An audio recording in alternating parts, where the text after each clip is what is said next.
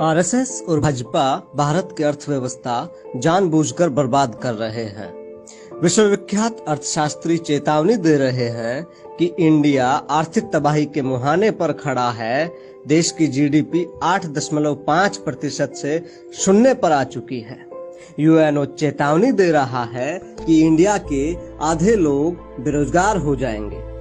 52 करोड़ गरीब जो रोज कमा के खाते थे वो आज भुखमरी के कगार पर खड़े हैं, क्योंकि आरएसएस के दूसरे सरसंघ चालक एमएस गोलवलकर की पुस्तक वी और आवर नेशनहुड डिफाइंड को पढ़ोगे तो समझ जाओगे कि अर्थव्यवस्था की कमर तोड़ना आरएसएस का मुख्य मकसद है।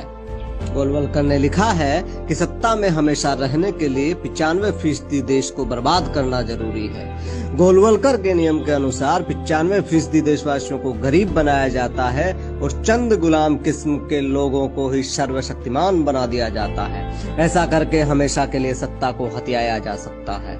एक अच्छे प्रशासन को ये सुनिश्चित करना चाहिए कि उसके राज्य में जनता की आमदनी कम से कम रहे। धनवान नागरिकों पर नियंत्रण करना कठिन होता है। इसलिए देश की दौलत ऐसे लोगों के हाथ में केंद्रित कर दी जानी चाहिए जो प्रशासक के प्रति वफादार हों।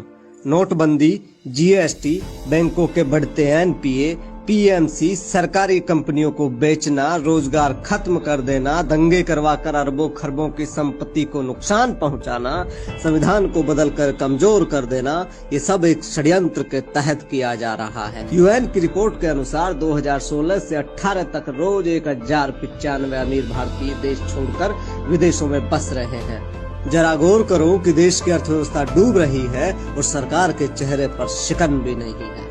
वही जो गोलवलकर ने कहा कि देश को कमजोर करके बर्बाद कर। गोलवलकर के वचन की कसौटी पर सरकार की आर्थिक नीतियों को कसकर देखिए, आपकी समझ में आ जाएगा कि झोल कहाँ है।